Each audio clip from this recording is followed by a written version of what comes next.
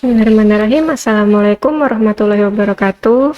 Waalaikumsalam warahmatullahi wabarakatuh. Apa kabar teman-teman semua? Kembali lagi di Muha Podcast, masih bersama saya Alfa Isma Afifah Putri. Dan di sini saya sudah ditemani oleh Bapak yang mungkin sudah tidak asing lagi buat teman-teman semua karena sudah berapa kali ya Pak? Udah sering banget kayaknya. 3 kalau nggak 4. Udah 3 kali di Muha Podcast. Jadi mungkin teman-teman udah nggak asing sama beliau. Beliau merupakan Bapak Wahyu Wijayanto, sarjana syariah, sarjana pendidikan Islam, dan juga Magister Studi Islam. Assalamualaikum Pak Wahyu. Waalaikumsalam warahmatullahi Mbak Alfa. Gimana kabar, kabarnya? Alhamdulillah masih sehat. Alhamdulillah. Semoga selalu sehat. Selalu ya Pak. Dalam Amin. kondisi saat ini. Nah teman-teman semua udah nggak asing ya sama Pak Wahyu. Pak Wahyu ini merupakan Ketua Majelis Tarjih Muhammadiyah sekaligus juga guru Ismuba di SMA Muha. PDM Kota Mbak, jangan sampai keliru. PDM Kota. Karena Muhammadiyah kan nanti PP ya. Takutnya ya Pak ya. Ketua Majelis Tarjih di PDM Kota Yogyakarta. Nah Pak, hari ini kan kita bakalan berbincang tentang Idul Adha nih Pak yang akan sebentar lagi kita temui. Nah, tapi sebelum kita ngobrol-ngobrol ke sana, mungkin Bapak bisa sapa dulu teman-teman kita. Assalamualaikum warahmatullahi wabarakatuh. Waalaikumsalam. Para jamaah virtual podcast SMA Muhammadiyah 2 Yogyakarta yang dirahmati Allah, semoga semuanya tetap sehat walafiat dan selalu dalam lindungan Allah Subhanahu wa taala. Mari kita bersama-sama untuk bersyukur kepada Allah atas nikmat yang telah dilimpahkan kepada kita semua. Jangan sampai nikmat yang sudah diberikan itu tidak kita syukuri, ya. Karena dengan bersyukur itu artinya bahwa tauhid kita itu betul kuat. Karena kalau orang tidak bersyukur itu kan artinya tidak merasa berterima kasih atas pemberian nikmat dari Allah Subhanahu wa taala. Dan insya Allah kalau kita bersyukur itu nanti Allah juga berjanji la'azi dan nakum akan menambah nikmat yang lebih banyak, gitu Mbak. Mudah-mudahan kita semua tetap dalam keadaan stamina yang sehat untuk beramal soleh. Amin. Ya gitu ya. Nah teman-teman, jadi pada kesempatan kali ini kita akan ngobrol tentang tuntunan Idul Adha di masa pandemi nih Pak ya. Nah Pak, mungkin teman-teman penasaran dari Majelis Tarjih sendiri itu gimana sih Pak fatwa tarjih dalam menghadapi COVID-19 terutama dalam hal ibadah nih Pak? Jadi kalau kita berbicara tentang Muhammadiyah, di dalam Muhammadiyah itu ada pembantu pimpinan yang disebut dengan Majelis Tarjih, ya. Majelis Tarjih itu adalah kalau di dalam Muhammadiyah itu rohnya Muhammadiyah dalam hal kaitannya dengan keberagamaan. Jadi setiap ada hal-hal yang berkaitan dengan kegiatan-kegiatan keagamaan, tentu Majelis Tarjih ini ditunggu-tunggu fatwanya oleh warga Muhammadiyah, ya. Termasuk setiap kita menghadapi bulan Ramadan gitu, dengan tuntunannya dan juga mengawali bulan Ramadan, termasuk juga bulan Dzulhijjah ini kita menghadapi hari raya Idul Adha. Nah tentu kita semua sebagai warga Muhammadiyah menunggu fatwa dari Majelis Tarjih pimpinan pusat Muhammadiyah. Nah dalam hal kaitannya dengan tuntunan bagaimana kita melaksanakan ibadah Idul Adha di bulan Dzulhijjah ini, tentu kita merujuk kepada fatwa tarjih Mbak. Jadi kita bacakan saja. Jadi yang sudah keluar pimpinan pusat Muhammadiyah itu telah mengedarkan edaran pimpinan pusat Muhammadiyah nomor 5 tahun 2021 tentang himbauan, perhatian, kewaspadaan dan penanganan COVID-19 serta persiapan menghadapi Idul Adha 1442 Hijriah bertepatan 2021 Masehi. Jadi saya akan membacakan yang berkaitan saja dengan langsung ke pelaksanaan Idul Adha ini. Yang pertama ini yang tertera di dalam edaran itu bahwa dengan memperhatikan kondisi perkembangan laju COVID-19 yang sangat parah dan mengkhawatirkan keselamatan jiwa, pimpinan pusat Muhammadiyah perlu memberikan panduan kepada pimpinan persyarikatan dan warga Muhammadiyah. Di antaranya adalah yang pertama, warga Muhammadiyah agar terus mendekatkan diri kepada Allah Subhanahu wa Ta'ala dengan banyak melakukan ibadah seperti sholat, puasa, zikir, tadarus, membaca Al-Quran, dan sebagainya, dengan terus berdoa agar pandemi COVID-19 segera berakhir. Jadi poin pertama ini yang menjadi ciri Muhammadiyahnya itu adalah bahwa dalam kondisi-kondisi apapun itu tetap yang dilakukan adalah pendekatan diri kepada Allah atau takarub kepada Allah Subhanahu wa Ta'ala.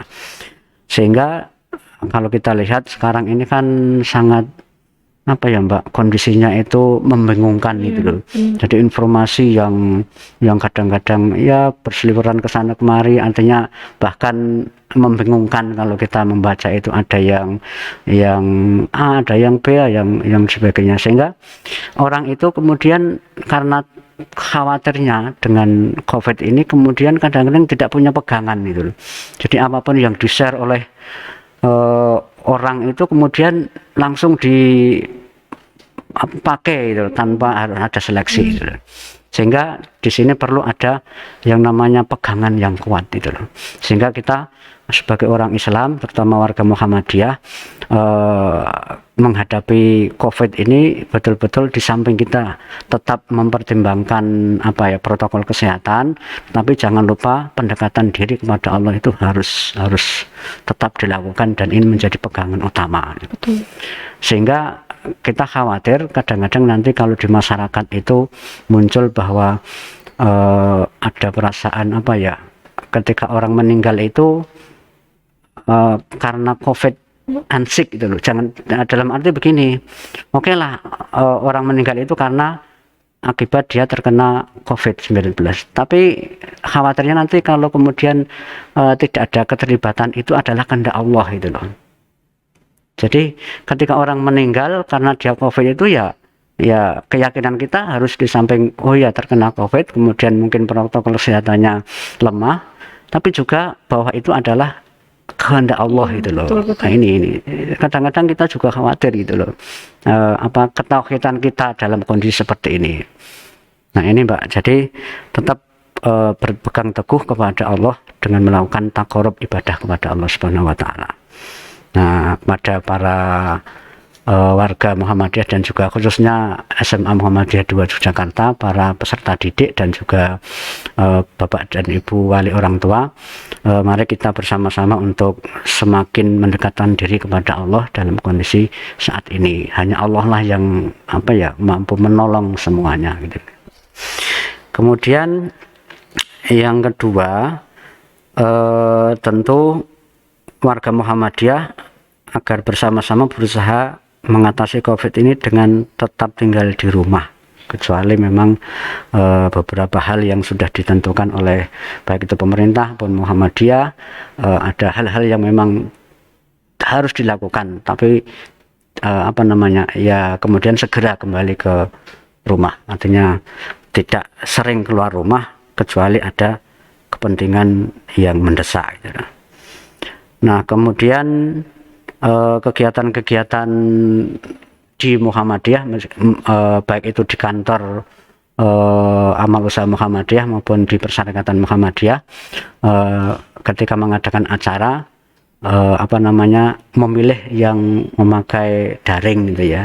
Jadi online, jadi dihindari adanya kerumunan. Kemudian yang keempat ini Mbak, sebagai langkah pencegahan juga kaitannya dengan peribadatan. Jadi Muhammadiyah itu lebih memperhatikan bagaimana supaya jiwa manusia itu bisa terselamatkan gitu loh. Sehingga yang namanya ibadah, di masjid atau pengajian dan sebagainya itu dalam kondisi memang harus menghindari dari kerumunan itu, kemudian fatwanya adalah yang namanya ibadah itu bisa di rumah gitu loh, bisa di rumah. Sehingga kalau kita merujuk ke hadis Nabi itu dulu ada kejadian ketika terjadi hujan lebat gitu loh. Kemudian ada lafadz azan gitu loh. Bahkan ada riwayat yang kemudian hayya 'alas sholah itu diganti shollu fi buyutikum. Ada riwayat lain shollu fi rihalikum. Sholatlah kamu di rumah, kan itu. Sholatlah kamu di rumah karena kondisi cuaca, kondisi alam yang membahayakan gitu loh. Itu ada tuntunannya gitu loh. Sehingga sholat di rumah itu ya tidak tidak kemudian tidak baik, tapi kan kondisinya shollu fi buyutikum itu juga dalam, apalagi dalam kondisi Covid. Sehingga benar fatwa Muhammadiyah itu supaya sholat jamaah sementara di rumah bersama keluarga gitu loh. Kemudian termasuk pembelajaran itu juga 100% daring sekarang ya. Nah, sekarang kaitannya dengan itu semua, maka warga Muhammadiyah harus juga melakukan ta'awun. Jadi semangat untuk saling membantu itu sekarang itu didorong sekali. Apalagi sekarang itu banyak yang melakukan isolasi mandiri gitu. Maka kemudian beberapa layismo itu punya program agar bagaimana memperhatikan masyarakat yang sedang isolasi mandiri gitu. Jadi tidak boleh kemana-mana, tapi kalau masalah perut ini kemudian tidak dibantu kan jadi sengsara juga itu. Maka kemudian warga Muhammadiyah dihimbau untuk saling tolong menolong gitu loh. Begitu Mbak. Nah, ini mungkin secara umum gitu ya. Secara umum dari Majelis Tarjih, fatwa tarjih dari Muhammadiyah seperti itu. Nah Pak, kalau misalnya fatwa tarjih sendiri tapi khusus untuk yang akan kita temui nih Pak bentar lagi, yaitu Idul Adha. Seterangkaian-rangkaiannya itu ada nggak Pak dari Majelis Tarjih sendiri? Ada di poin 9 itu Mbak, kaitannya dengan khusus terkait dengan Idul Adha 1442 Hijriah dan rangkaiannya. Pimpinan Pusat Muhammadiyah menyampaikan beberapa hal berikut. Yang pertama,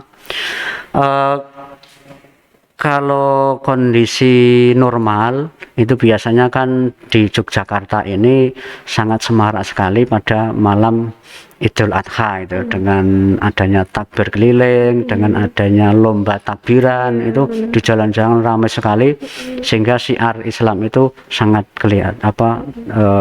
kelihatan sekali, nampak sekali itu.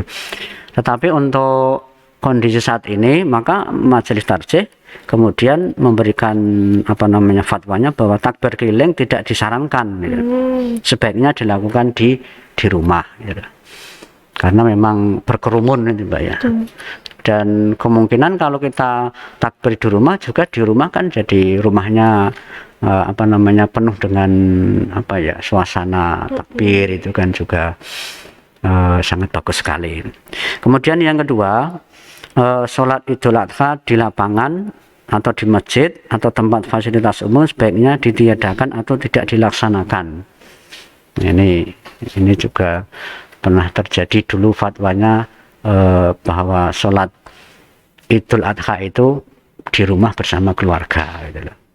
Kemarin Idul Fitri itu sempat boleh dilakukan di lapangan tapi kecil gitu ya, kalau memang tidak ada terpapar kondisi Covid di lingkungan itu.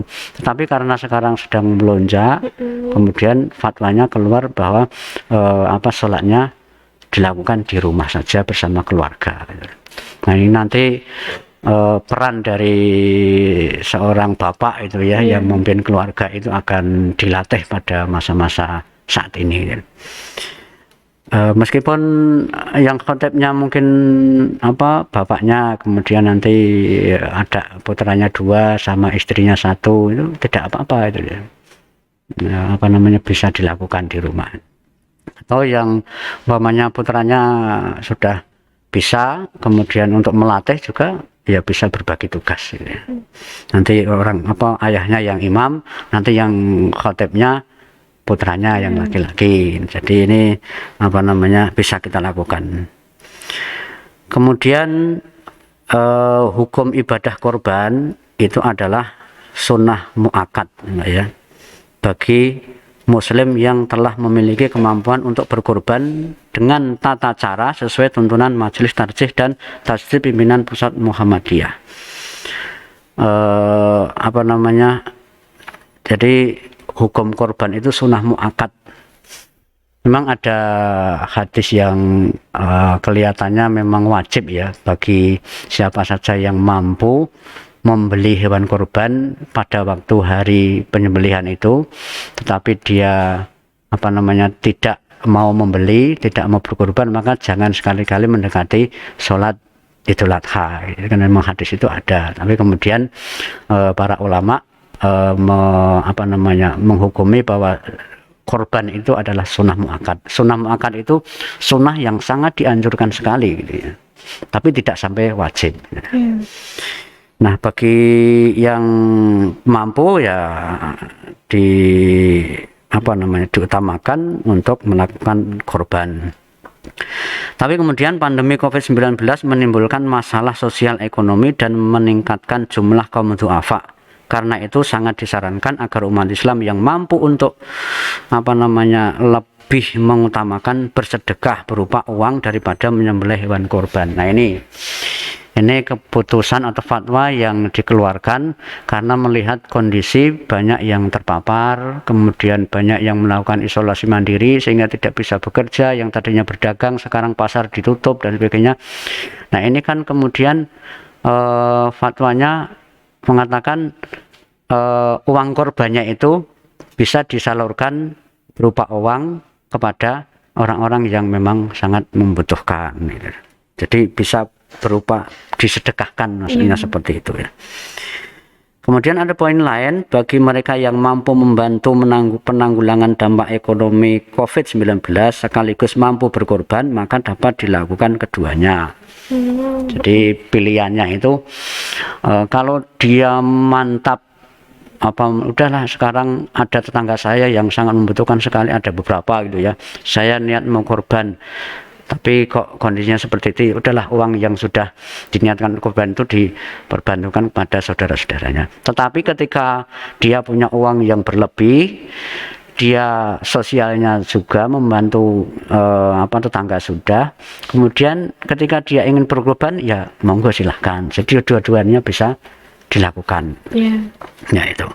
Kemudian yang berikutnya membantu du'afa maupun berkorban, keduanya mendapatkan pahala di sisi Allah Subhanahu wa taala. Namun berdasarkan beberapa dalil, memberi sesuatu yang lebih besar manfaatnya untuk kemasyarakatan adalah lebih diutamakan.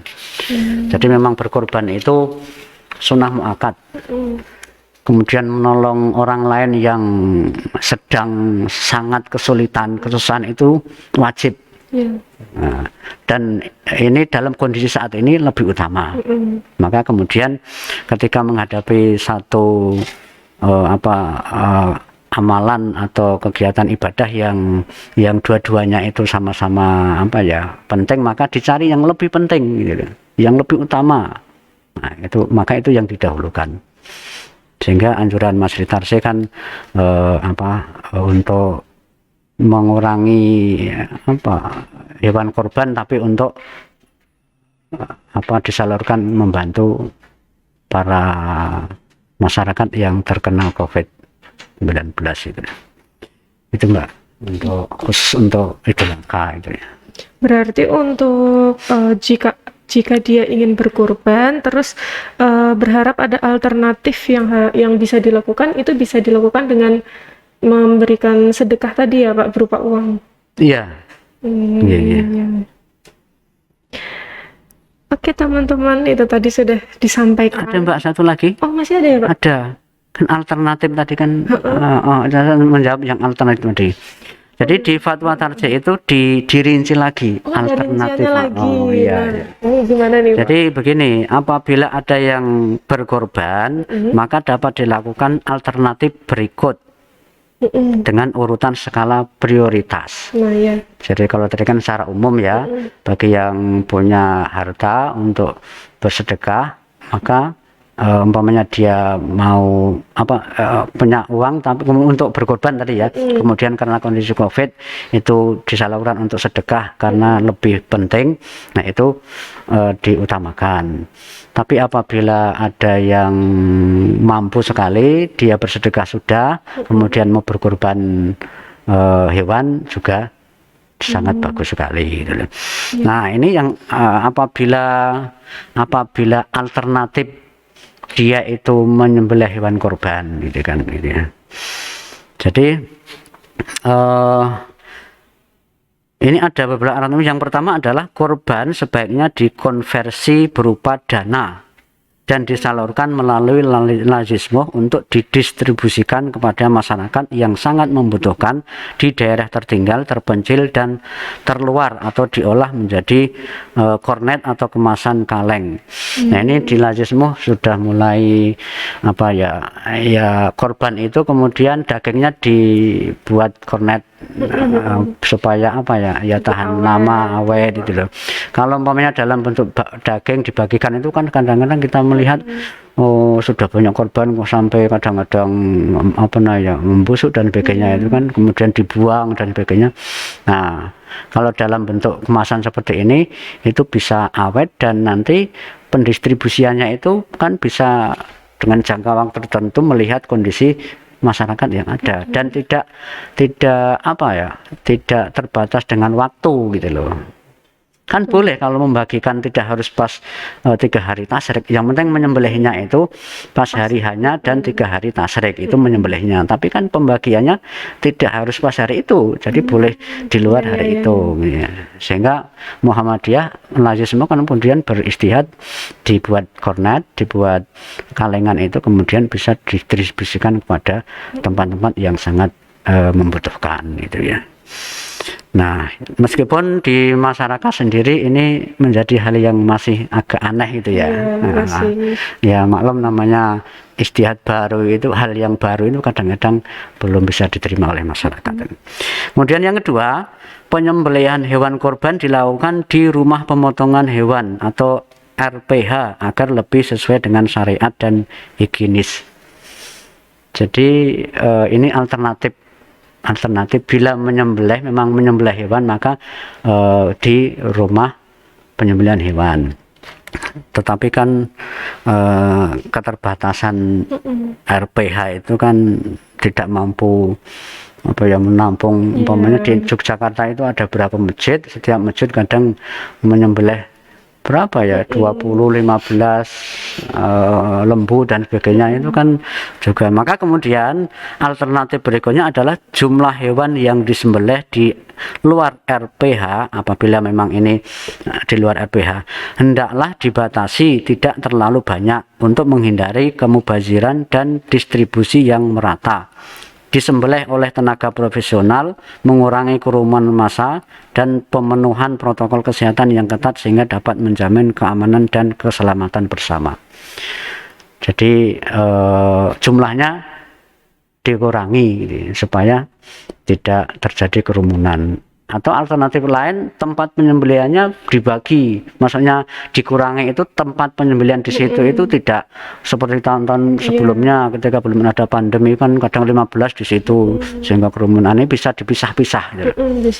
Dipisah-pisah ya di tempat-tempat yang agak berjauhan, sehingga nanti di tempat itu hanya ada beberapa, sehingga tetap protokol kesehatan dijalankan dengan baik. Kemudian hewan korban berupa kambing atau domba sebaiknya disembelih di rumah masing-masing oleh tenaga profesional, dan apabila mampu dapat disembelih sendiri oleh orang yang berkorban atau shahibul korban. Jadi nah ini kalau dia berkorban kambing, disembelih di rumah nggak apa-apa, Mbak.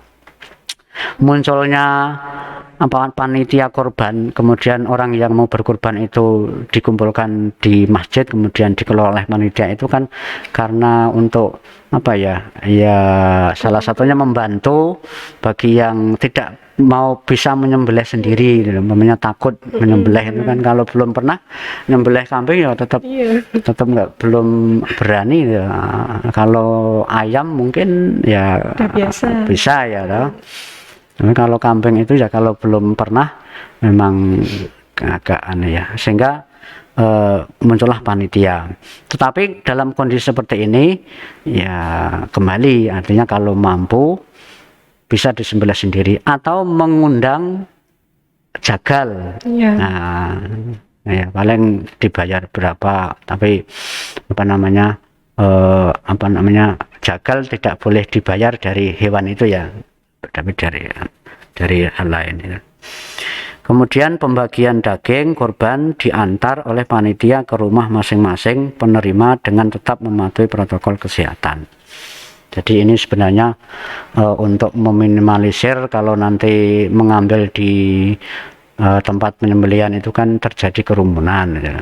Sehingga kalau memang ingin melaksanakan korban itu ya harus siap untuk mengantar gitu ya. Betul. Nah, atau ya bagaimana, pokoknya protokol kesehatan itu dilakukan mungkin dengan bergantian gitu ya, jaraknya di jam dan sebagainya gitu.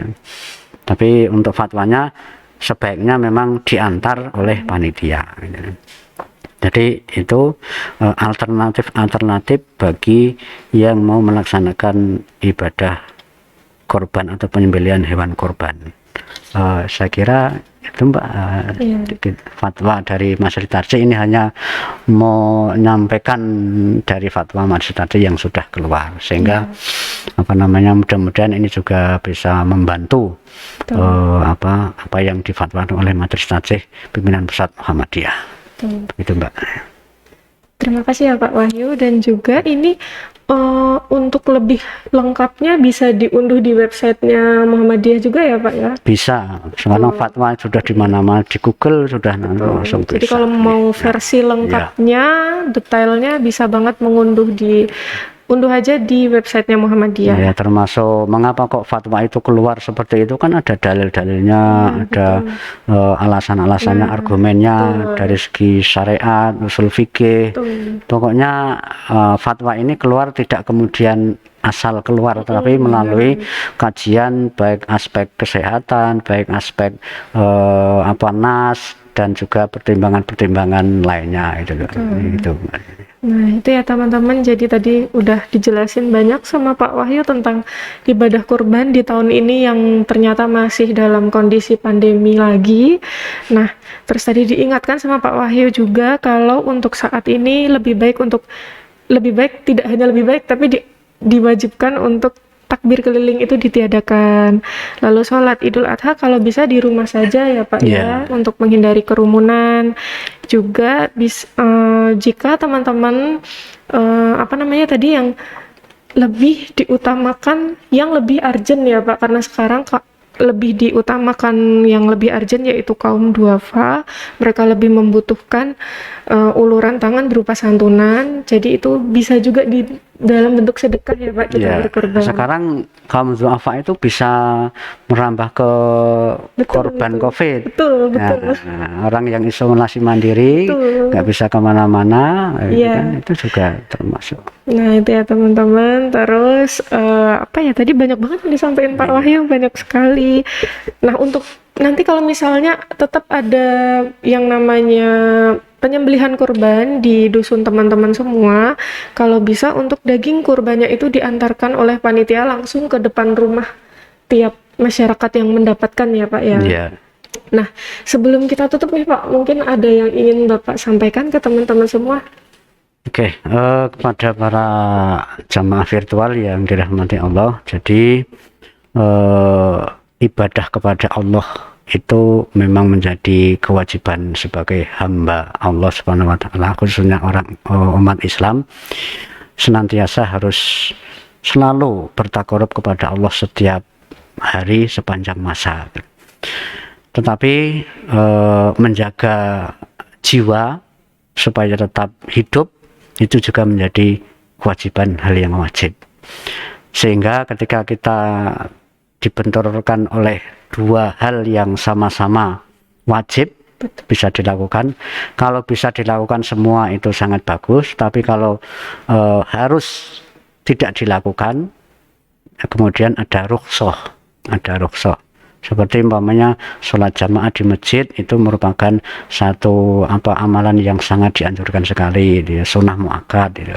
Tapi dalam kondisi kita harus menjaga jiwa kita, kalau kita nanti berkerumun itu kemudian menimbulkan ancaman jiwa, maka kemudian ajaran Islam itu kemudian fleksibel, artinya tidak dilakukan di masjid, tetapi kemudian di rumah bersama keluarga, tetapi tetap berjamaah, gitu ya. Jadi nilai jamaahnya itu tetap ada, ya. Meskipun tidak di masjid, ya. Jadi bukan berarti tidak sholat dan tidak berjamaah, itu yang salah, itu loh. Tapi di rumah tetap berjamaah bersama keluarga.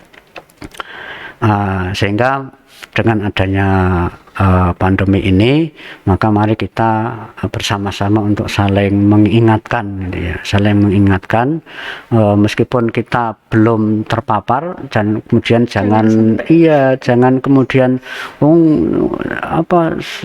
nggak ada apa-apa kok, jangan sampai seperti itu kan. Kasihan sekarang di rumah sakit itu penuh, Mbak, ya. Sampai kemudian sekarang oksigen itu sampai antri, gitu ya. Jadi mari bersama-sama, kalau memang kita tidak punya keperluan keluar yang mendesak, tetap di rumah, gitu. Dan di rumah itu bisa dilakukan aktivitas-aktivitas, baik itu kaitannya dengan pendekatan diri kepada Allah, kemudian belajar yang rajin, kemudian sekarang mau belajar dengan lewat online, itu juga banyak sekali ilmu-ilmu yang kita dapatkan, gitu. Sehingga para anak-anak sekalian, peserta didik SMA Muhammadiyah 2 Yogyakarta, jangan lupa di rumah tetap meningkatkan kualitas diri, baik itu secara spiritual, keagamaan, maupun ilmu pengetahuan, gitu ya. Sehingga tidak ada alasan untuk tidak berprestasi, gitu ya. Betul sekali. Gitu, Pak. Jadi itu mudah-mudahan COVID-19 ini segera berlalu, dan dengan kuasa Allah, dengan doa kita dan usaha kita, maka kemudaratan itu bisa hilang dari sekitar kita. Amin. Demikian, Mbak. Terima kasih. Iya, itu tadi ya teman-teman dari Pak Wahyu. Terima kasih banyak Pak Wahyu sudah mau mampir di Muha Podcast lagi. Sama-sama. Semoga kedepannya lebih sering lagi ya Pak. Iya, insya Allah ya. Nah teman-teman, itu tadi ngobrol bareng kita sama Pak Wahyu tentang ibadah Idul Adha di masa pandemi tahun ini. Terima kasih yang sudah nonton dari awal sampai akhir, dan tidak lupa saya mengingatkan buat teman-teman, jangan lupa subscribe channel ini supaya tidak ketinggalan video-video terbaru dari kita. Dan buat teman-teman yang mau info terupdate dari SMA Muha, boleh banget follow Instagram kita di @humas_SMA_muha_yogya, atau di Facebook ataupun Twitter kita di @smuhayk. Dan buat teman-teman yang lebih senang mendengarkan melalui audio, kita sudah ada di Spotify dengan nama Muha Podcast, dan linknya nanti mungkin ada di description box. Nah, itu tadi ya Pak. Terima kasih banyak Pak Wahyu sudah mampir ke Muha Podcast. Terima kasih buat teman-teman semua. Sekian dari saya. Wassalamualaikum warahmatullahi wabarakatuh. Waalaikumsalam warahmatullahi wabarakatuh.